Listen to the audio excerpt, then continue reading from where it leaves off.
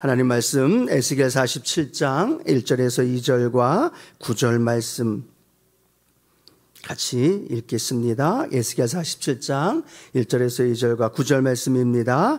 그가 나를 데리고 성전문에 이르시니 성전의 앞면이 동쪽을 향하였는데 그 문지방 밑에서 물이 나와 동쪽으로 흐르다가 성전 오른쪽 제단 남쪽으로 흘러내리더라. 그가 또 나를 데리고 북문으로 나가서 바깥길로 꺾여 동쪽을 향한 바깥문에 이르시기로 본즉 물이 그 오른쪽에서 스며 나오더라. 이 강물이 이르는 곳마다 번성하는 모든 생물이 살고 또 고기가 심히 많으리니 이 물이 흘러 들어가므로 바닷물이 되살아나겠고 이 강이 이르는 각처에 모든 것이 살 것이며. 아멘. 오늘 본문 말씀 가지고요, 성전에서 흘러나오는 물이란 제목으로 함께 하나님 말씀을 나눕니다. 오늘 우리가 드려지는 이 예배는 하나님께 드려지는 예배인 줄로 믿습니다. 할렐루야. 우리가 한 주간 하나님 은혜로 살아왔습니다. 감사의 마음을 담아서 드려지는 예배, 또 연약한 모습을 회개하면서 오늘도 하나님의 은혜를 갈망하며 기쁨과 감사의 예배가 되어질 줄로 믿습니다. 그렇게 우리의 마음을 하나님 앞에 드리는 거예요. 이래서 예배는 보는 게 아니라 드리는 것이다 라고 말하죠. 오늘 우리가 예배를 드리는데 이 성전에서 예배를 드릴 때 오늘 함께 읽은 말씀에 보니까 에스겔 성전에서, 그 에스겔이 본 새 성전에서 그냥 가만히 있는 것이 아니라 성전에서 흘러나오는 물이 있다고 말하고 있다는 거죠. 그러면 오늘 우리가 이 성전에서 예배를 드릴 때 하나님께 일방적으로 드리는 것만이 아니라 이 성전에서 흘러나오는 물을 마셔야 될 줄로 믿습니다. 그 물을 마셔야만 하나님께 드림으로만 만족됨이 아니라 마심으로 말미암아 함께 읽은 말씀처럼 생물이 살고 다시 살아나는 은혜가 일어나고 내 영혼이 회복되어지고, 할렐루야, 내가 가지고 있는 기도의 제목들이 응답되어지고 이 살아나는 역사가 일어나야 된다는 거예요. 그러니까 예배에도 하나님께 드리는 게 있고 하나님이 그 드리는 예배를 받으셔서 우리에게 부어주시는 성전에서 흘러나오는 물이 있다는, 그리고 그 물을 내가 마셔야 되는 오늘 우리의 예배가 되길 원하고, 또 그 물을 마심으로 말미암아 오늘 이 본문에 나와 있는 살아나는 은혜, 회복되는 은혜, 그런 은혜가 있게 되기를 축복합니다. 그래서 여러분이 나 오늘 예배 드렸어 라고 만족하는 게 아니라 예배 드림으로 인하여 내 영혼도 살고 하나님도 예배를 받으셨기에 너무너무 기쁘셔서 우리를 회복시키시고 임재와 만남과 그 은혜가 함께하는 예배. 그러면 이 예배가 어떤 예배예요? 기쁘고 감사한 예배, 행복한 예배, 저와 여러분이 드리는 예배가 되어질 줄로 믿습니다. 자, 그러면 성전에서 흘러나오는 이 물은 무엇을 의미하는가? 성경을 통해 세 가지 정도만 함께 알아보면서 내가 매주 나와 예배를 드릴 때마다 이 성전에서 흘러내리는 이 물을 마셔야겠구나, 이런 마음의 결단과 또 직접 마시고 또 취함으로 인하여 살아나고 회복되는 은혜가 있게 되기를 주님의 이름으로 축원합니다. 자, 그러면 성전에서 흘러나오는 물 첫 번째는 뭘 의미하느냐? 하나님의 임재하심을 의미하고 있다는 거예요. 1부 예배 때는 안 하지만 2부 예배와 3부 예배 때는 제가 설교하기 전에 임재라는 찬양을 꼭 합니다. 왜냐하면 우리가 드려지는 예배에 하나님의 임재하심이 있어야 되는 줄로 믿습니다. 하나님의 임재가 없는 이 모임, 그냥 사람들 모임이죠. 강연이 될 수 있고 교훈이 될 수 있고 그냥 좋은 소식 듣는 시간이 될 수 있다는 겁니다. 그러나 이 오늘 하나님 전에서 예배 드리는 이 예배는 사람의 이야기가 아니고 사람들의 만남이 아니라 전능하신 창조주 하나님께 예배 드리는 그 예배인 줄로 믿습니다. 그러면 이 예배에 무엇이 있어야 될까요? 가장 중요한 하나님의 임재가 있어야 된다는 거예요. 하나님께 드려지는 예배인데 하나님이 없는 예배, 하나님이 떠나 있는 예배, 하나님과 상관없는 예배, 여러분 그런 예배가 어디 있을까라고 생각하시나요? 아니요, 그런 예배도 있다는 겁니다. 내 만족과 내 즐거움과 내가 소원하는 것 해결받기를 원하는 인간들만의, 사람들만의 욕망으로 가득 차 있는 예배가 너무나 많다라는 거예요. 그러나 한 사람이라도 저 지하에서 또 캄캄한 어둠 가운데서라도 하나님 앞에 드려지는 소수의 예배일지라도 그곳에 하나님의 임재가 있으면 그곳에 하나님의 성전이고 살아나는 역사가 일어날 줄로 믿습니다. 우리가 에스겔서를 함께 배우면서 우리는 기억해야 합니다. 그 하나님의 성전의 우상으로 가득했을 때 하나님의 영광이 그 성전을 떠났다는 것. 그러나 그들의 연약함에도 불구하고 하나님께서 그들을 사랑하셔서 다시 모든 우상을 철폐하시고 에스겔이 본 환상 속에서 하나님의 성전에 하나님의 영광이 다시 회복되고 다시 돌아오고 그리고 그 돌아오신 하나님의 임재를 오늘 성경은 우리가 읽은 말씀 에스겔 47장 1절에 하나님이 계시구나, 하나님이 임재하시는구나 라는 걸 가르쳐주고 있는 모습을 나타나고 있죠. 우리 에스겔 47장 1절 한 번 더 읽어봅니다. 그가 나를 데리고 성전문에 이르시니 성전의 앞면에 동쪽을 향하였는데 그 문지방 앞 밑에서 물이 나와 동쪽으로 흐르다가 성전 오른쪽 제단 남쪽으로 흘러내리더라. 아멘. 성전에서 뭐가 흘러나왔어요? 물이 흘러나왔다는 겁니다. 그냥 물이 아니라 그 물은 하나님이 다시 성전으로 돌아오셨다. 하나님의 그 성전의 주인 하나님이시다. 그들이 섬겼던 태양신도 아니고 그들이 섬겼던 수많은 잡신이 아니라 천지만물을 창조하신 하나님의 임재, 하나님의 거룩하심, 성전의 주인 되신 하나님의 은혜가 그 안에 있음을 성전에서 흘러내리는 물을 통해서 우리에게 보여주고 있다는 겁니다. 그럼 오늘 우리가 이 예배를 통해서 무엇을 마셔야 돼요? 하나님의 임재를 마셔야 돼요. 하나님의 임재를 내가 깨달아야 되는 거예요. 그래서 에스겔서에는 마른 뼈와 같은 이스라엘 족속들 사람을 살리십니다. 마른 뼈를 군대로 살리시는 것처럼 그 다음에 에스겔 이후에는 성전을 회복하는 은혜가 일어나는 것처럼 오늘도 저와 여러분이 구원받아 하나님의 자녀가 되신 분들만 우리 큰 소리로 아멘, 아멘. 그러면 우리 영혼이 살아났어요. 그리고 하나님과의 만남을 갖는 이 예배당, 이 성전에서 하나님이 거하심, 임재하심, 이 은혜를 우리가 깨달아야 됩니다.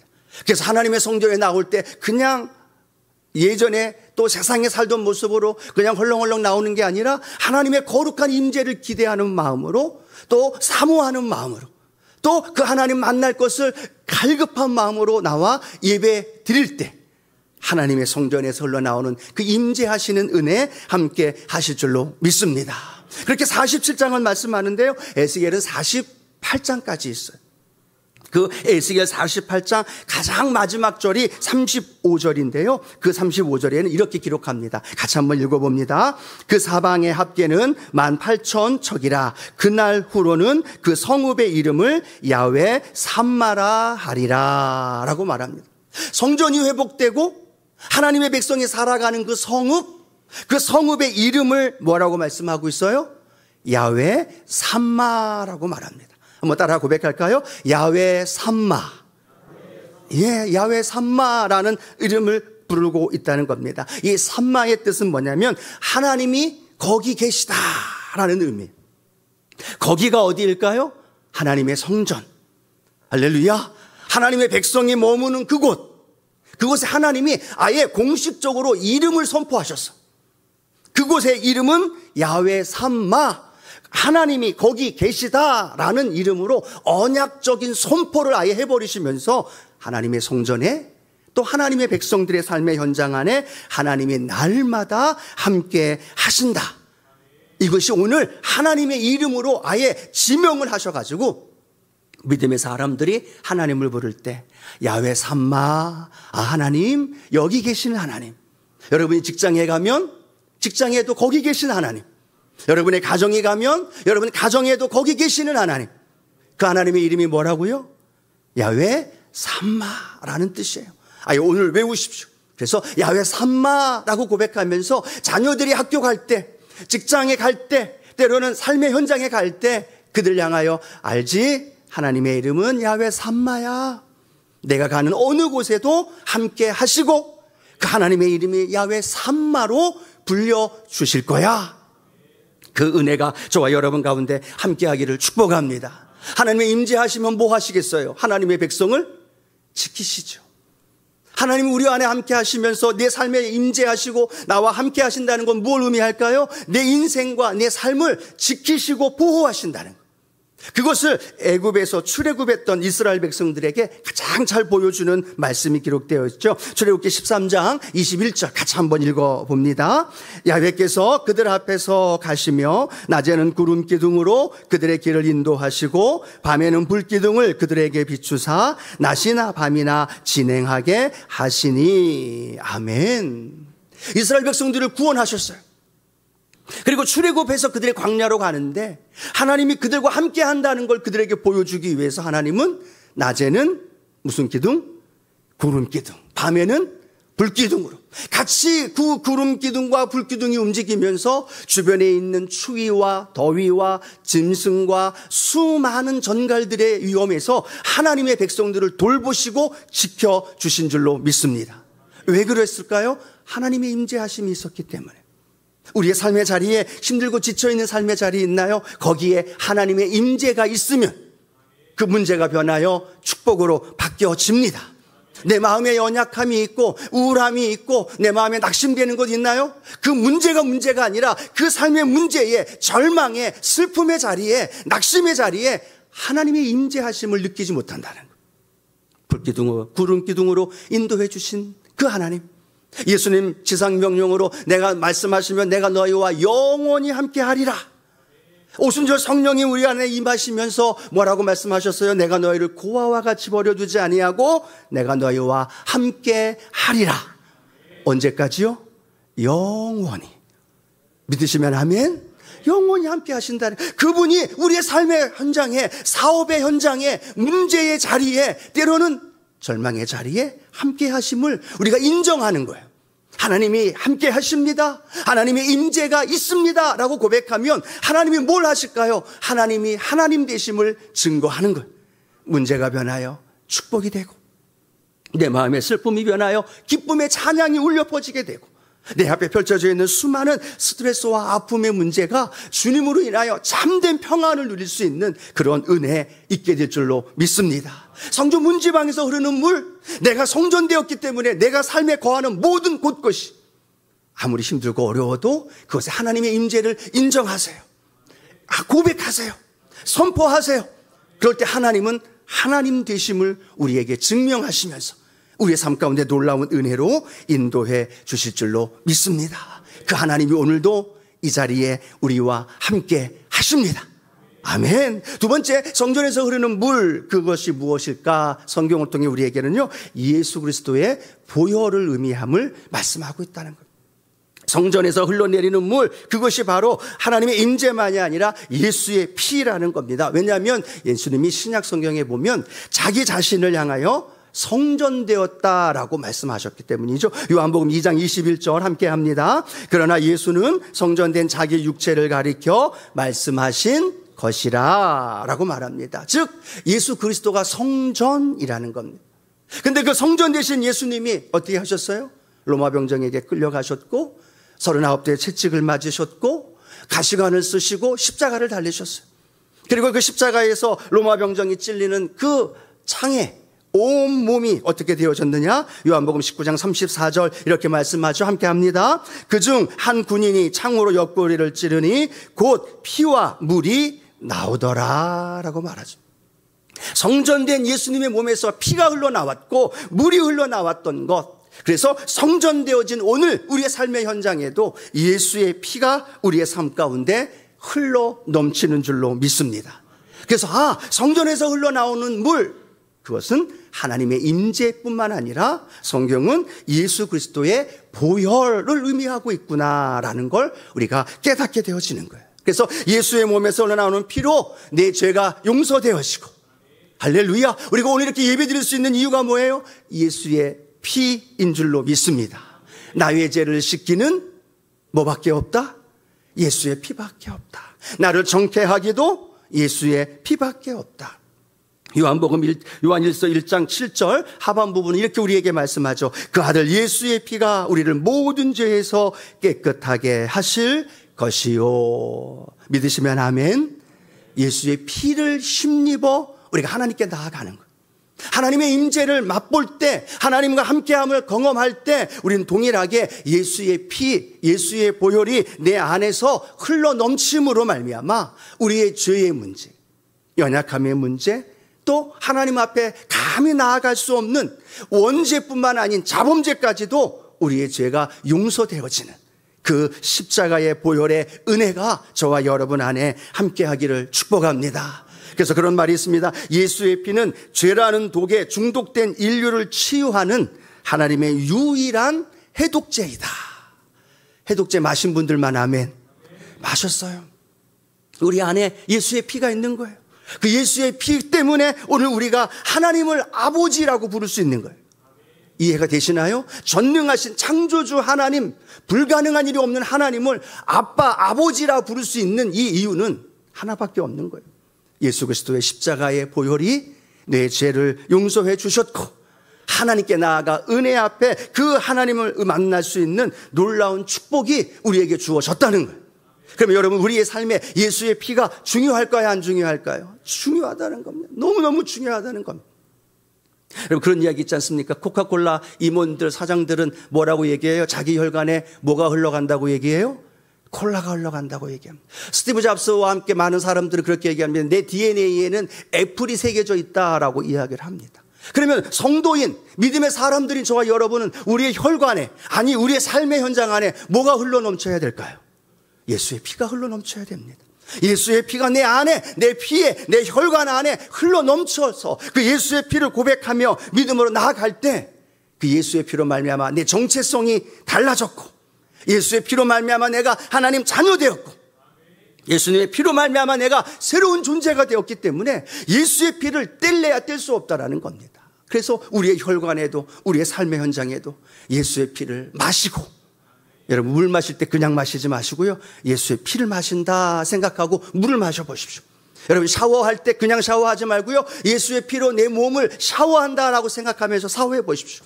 이게 그냥 무슨 말이야 라고 생각할 것이 아니라 그렇게 예수의 피를 내 삶에 계속 적용해 나가면 예수의 피에 있는 능력이 내 질병을 치료하고 원수 마귀를 내어 쫓고 내 삶 속에 놀라운 기적과 능력의 역사가 일어나는 줄로 믿습니다.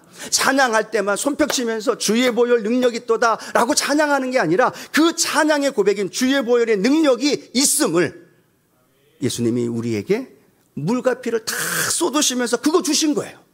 그럼 우리는 그것을 날마다 먹고 마시고 뿌리고 덮고, 할렐루야. 그러면 하나님이 원수 마귀에게서 우리를 지켜주시고 우리를 보호해 주시는 놀라운 은혜가 우리 안에 넘쳐납니다. 그래서 아침 일어날 때 이렇게 얘기해보고요, 예수의 피가 오늘도 내 몸과 내 마음과 내 삶을 덮어주옵소서. 예수의 피로 내 삶에 하나님 지켜주시고 돌봐달라고 그렇게 고백하며 나아갈 때 하나님의 임재하심 속에 더 큰 은혜와 능력이 넘쳐날 줄로 믿습니다. 자, 마지막 세 번째, 우리가 지난주에도 함께 말씀을 나눴던 거죠. 하나님의 성전에서 흘러나오는 물은 성령의 역사, 성령의 강물이라는 겁니다. 오늘 첫 번째, 두 번째, 하나님의 임재나 예수의 보혈이 내 삶의 능력이 되기 위해서는요, 그냥 있으면 안 됩니다. 왜 수많은 성도들이 교회는 다니고 있고 신앙생활은 하고 있는데 여전히 종교생활을 하고 있고 무늬만 그리스도인으로 살아갈까요? 행복도 없고 능력도 없고 그냥 예수 믿는 것, 그냥 하나의 어떤 허물적인 그런 모습으로만 살아가는 이유가 있다면 성령의 역사가 내 삶 가운데 나타나지 않기 때문에.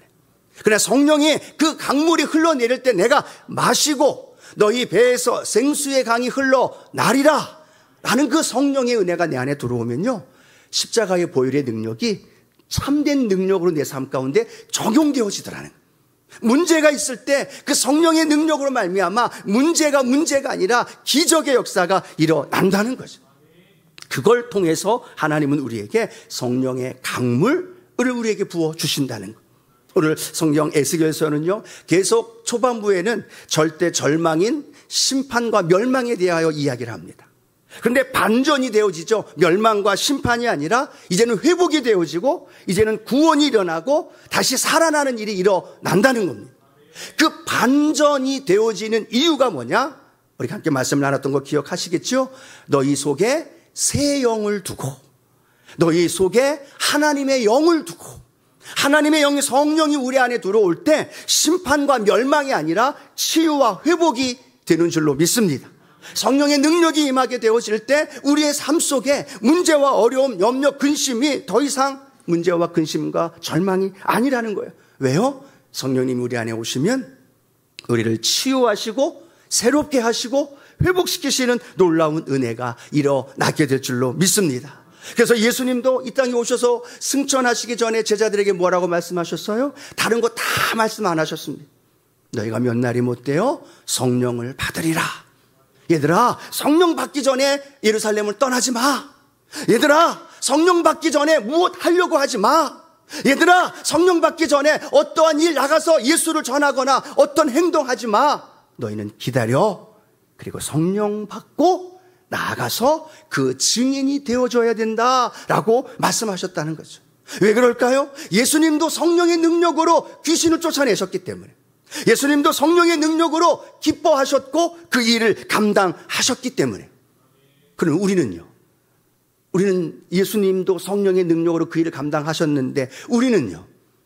동일하다는 거죠. 예수님에게 임하였던 성령이 오늘도 우리에게 임하게 되어지고 그 임한 성령의 능력으로 주님이 하셨던 일도 우리가 감당하게 되고 주님의 놀라운 복음의 능력이 오늘도 저와 여러분의 삶을 인도해 주신 줄로 믿습니다. 베드로가 그랬잖아요. 비겁자였는데 성령 받고 난 다음엔 담대한 자로 바뀌어요. 예수님을 배신했어요. 그런데 성령 받고 나니까 배신이 아니라 이제는 거꾸로 십자가에 못 박아 죽으면서도 예수를 전한 사람으로 우리 너무나 잘 압니다. 일자 무식했던 베드로입니다. 그런데 성령 받으니까 하나님의 말씀이 그 안에서 샘솟듯 솟아나고 하나님 말씀 전하니까 3,000명, 5,000명이 하나님께로 돌아오더라는 거예요. 베드로의 힘일까요? 아니요. 베드로의 힘으로는 불가능합니다. 그런데 베드로에게 없는 하나님의 위로부터 부음받아진 능력인 성령의 충만함이 그에게 임하게 되자 이제는 고기 잡는 어부가 아니라 사람 낚는 어부가 되고 다른 사람을 쫄쫄쫄쫄 쫓아다녔던 연약했던 따르는 사람이 아니라 리더가 되어서 그 교회와 수많은 영혼을 살리는 은혜가 일어난 줄로 믿습니다. 하나님의 성령의 역사가 이렇게 역사하신다는 거. 오늘날 성령 시대이고요. 성령 사람들 이야기 들어보시면 간증 들어보면 알 겁니다. 수많은 전 세계에 아직도 부흥하고 있는 교회는 성령의 역사가 일어나는 교회예요. 성령님을 인정하고 성령님께 내어드리고 성령님께 맡기는 교회는 지금도 부흥하고 있다는 거죠. 오늘 저와 여러분의 가정과 삶에도 우리 교회에도 성령의 놀라운 은혜와 능력이 더 강하게 일어나야 될 줄로 믿습니다. 여러분, 오늘 하나님의 성전에서 흘러내리는 세 가지, 하나님의 임재, 예수의 보혈, 그리고 성령의 역사와 그 능력, 저와 여러분 삶 가운데 날마다 경험되어지는 은혜가 있게 되기를 축복합니다. 그걸 먹고 마시고 그걸 취함으로 말미암아 그 물이 흘러가야 돼요. 성전에서 오늘 예배 드리고 다 나가서 각자의 삶에 간다고 해서 그곳에서 다 살아납니까? 그곳에서 다 기적이 일어납니까? 다 문제가 해결되어집니까? 아니요. 예수 그리스도의 보혈과 하나님의 임재와 성령의 능력 안에서 힘있게 믿음으로 걸어가려고 나아갈 때 하나님께서 그곳에 놀라운 능력으로 임하여 주신 줄로 믿습니다. 그래서 오늘 예배 끝나고 다 흩어질 거잖아요. 다 한 곳으로 안 모이잖아요. 일주일 동안 다 흩어졌다가 다시 또 모일 텐데 성경에는요, 사도행전 1장 8절에 보면 오직 성령이 너에게 임하시면 너희가 권능을 받고 예루살렘과 온 유대와 사마리아와 땅끝까지 이르러 내 증인이 되리라. 주님이 내 증인 좀 되어줄래? 라고 명령하셨던 거죠. 그런데 이스라엘 백성들, 유대인들은요, 그 명령을 따르지 않았어요. 그런데 사도행전 8장 1절을 보니까 이런 말씀이 기록돼요. 같이 한번 읽어볼까요? 사울은 그가 죽임당함을 마땅히 여기더라. 그날에 예루살렘에 있는 교회에 큰 박해가 있어 사도 외에는 다 유대와 사마리아 모든 땅으로 흩어지니라. 맨 마지막에 제가 안 읽었어요. 한번 더 읽어볼까요? 흩어지니라. 흩어지니라예요. 모여 있었던 사람들이 흩어진 거예요. 박해로 인하여 흩어집니다. 흩어지면서 뭘 할까요? 그들에게 있었던 생명의 복음의 씨앗을 뿌렸다는 거예요. 여기서 흩어지더라라는 이 말에는요, 씨를 뿌린다는 의미가 있다거든요. 그러니까 오늘도 우리가 하나님의 성전에서 흘러내리는 이 성령의 강물과 예수의 보혈과 임재하심을 경험하면서 각자 가정과 삶의 현장에 가셔서 우리 씨를 뿌리는 거예요. 할렐루야. 왜 아프리카 르완다에 김보혜 선교사님이 그곳까지 갔을까요? 러시아에 지금도 전쟁 중에 있는 우크라이나에 왜 지금도 가셔서 복음의 씨를 뿌릴까요? 성령의 은혜와 능력이 그 안에 역사했기 때문에 지금도 그 일을 감당하고 있는 줄로 믿습니다. 주님이 그 일을 위해 물과 피를 다 쏟으셨다면 주님을 따른다고, 주님을 믿는다고 말하는 우리도 동일하게 삶의 현장에서 우리의 삶을 통해 씨를 뿌리고 그곳에 생명의 역사가 일어나고 살아나는 은혜가 일어나고 나만이 아니라 우리가 함께 그 일을 이뤄갈 수 있는 우리 순복음의 성도님들 되기를 주님의 이름으로 축원합니다. 축원합니다. 마지막에 인도 선교사 에이미 카마이클이라는 인도 선교사의 고백을 같이 한번 좀 읽어보면서 말씀을 맺길 원합니다. 같이 한번 읽어봅니다. 주여, 길을 인도하는 사랑, 아무것도 낙담시키지 못하는 믿음, 어떤 실망에도 지치지 않는 소망, 불꽃처럼 타오르는 열정을 주소서. 저를 다만 흙덩어리로 돌아가지 않게 하시고 부디 당신의 연료로 하나님의 불꽃으로 사용하소서. 아멘. 이 고백이 우리의 고백이 되기를 주님의 이름으로 축복합니다.